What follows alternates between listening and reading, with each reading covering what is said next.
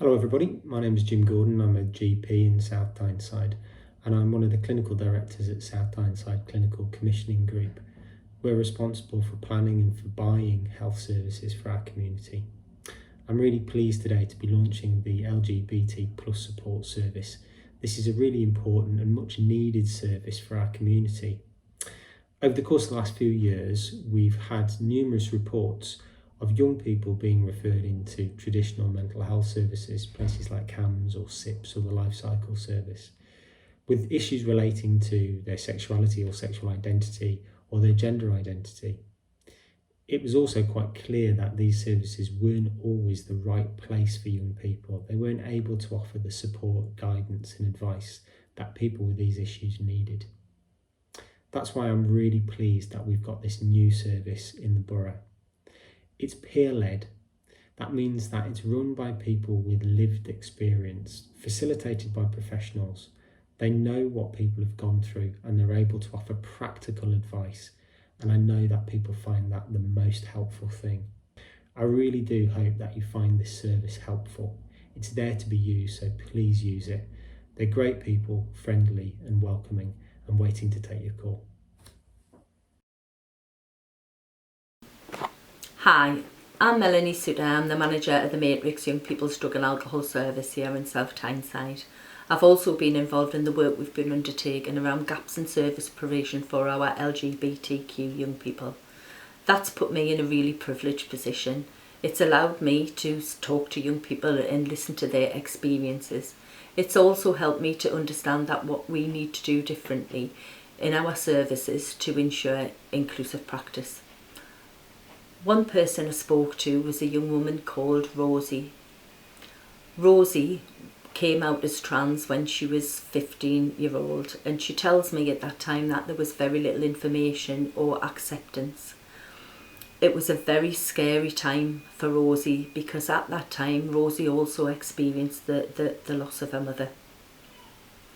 She describes that time as a very dark and bad time where she suffered from severe depression and anxiety and used alcohol problematically to cope.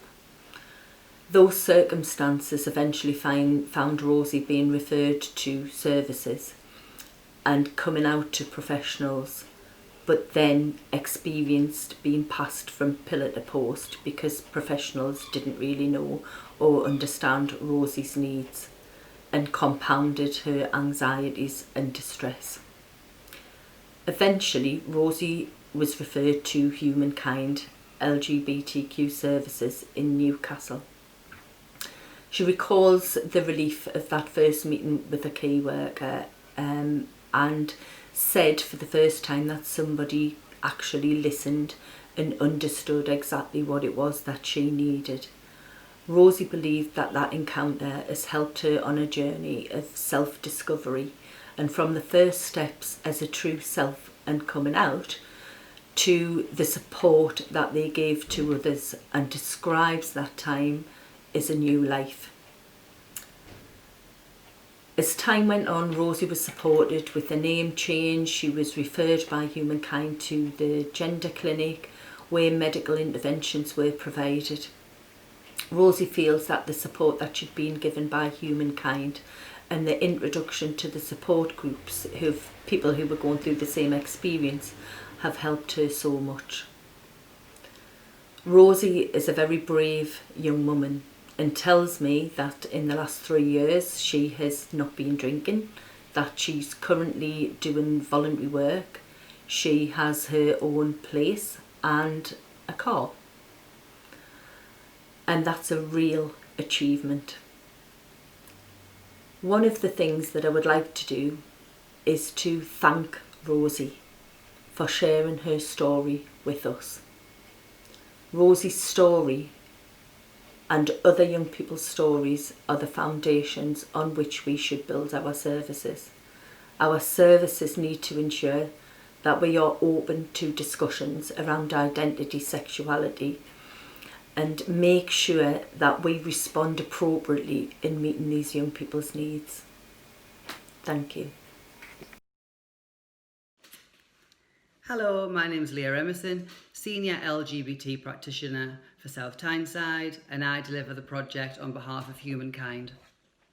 Humankind are a national charity, but we're based in Durham, and we are extremely delighted to be the lead provider of health and wellbeing support, which is targeted towards LGBT community members aged between 11 to 25 living across the borough. The project's overarching aim is to promote an increase in the health and well-being and the equality of the young people that we support. We already know from research that health inequalities are far greater amongst the LGBT community, as well as increased rates of bullying, violence, homelessness, self-harm and suicide. So the project will provide one-to-one and group support. We actively promote access to healthcare services and social groups to improve a young person's health and well-being, but also to seek to put an end to the stigma and improve the awareness of the LGBT community. The project works in a holistic or wraparound manner, and for each and every young person, we'll work together to co-produce a care plan for them which is bespoke, outlining their own needs and wants.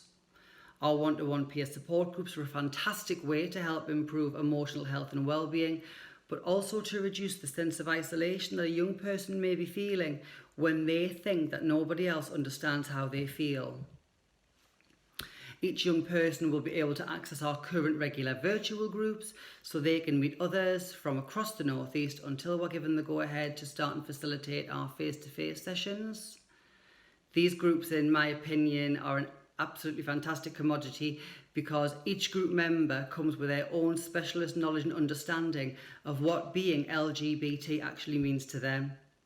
They're a fantastic way of bringing together young people in a safe and confidential environment where they're free to be themselves, away from fear and the discrimination and prejudice.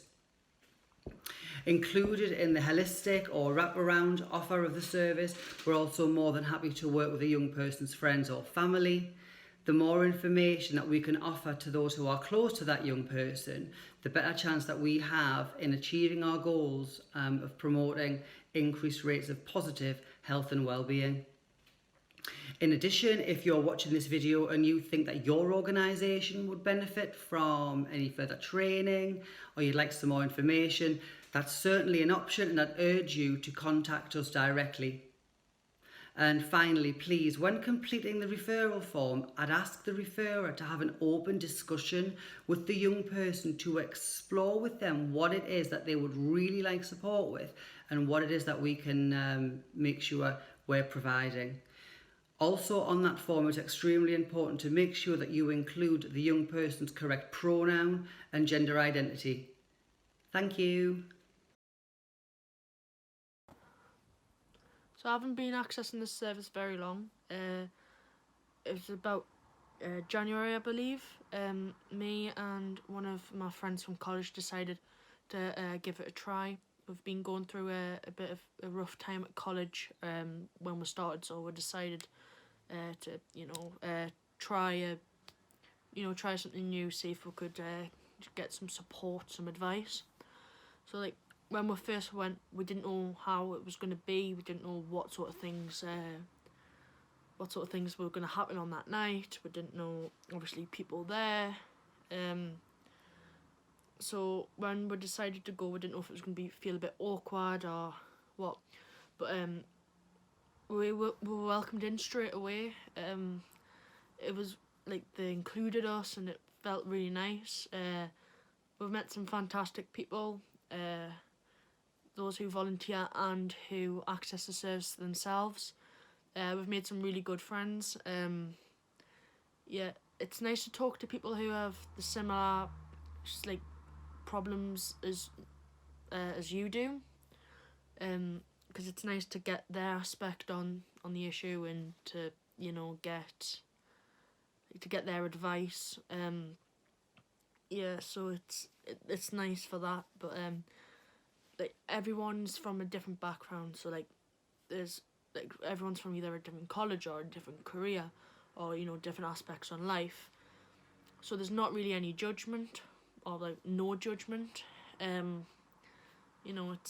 It's nice to be around good people who are really accepting of you, and who accept you for you and not for what not for what anyone else wants you to be. So it's nice to be around those types of people. I'm really happy that I have access to service, because it is nice just to talk to people about your problems if they've been through them. So yeah, I'm grateful that I've been allowed to access this. So yeah. Being a volunteer for Humankind has provided me with opportunities I wouldn't otherwise have had to connect with my community on a different level and to help uplift and support those in the LGBT community that need support, whether that's through education with the Rainbow Award Scheme or helping to coordinate LGBT youth groups. It allows me a voice in a space in which I can grow and develop as a person, and because of those connections has helped me become more confident in myself.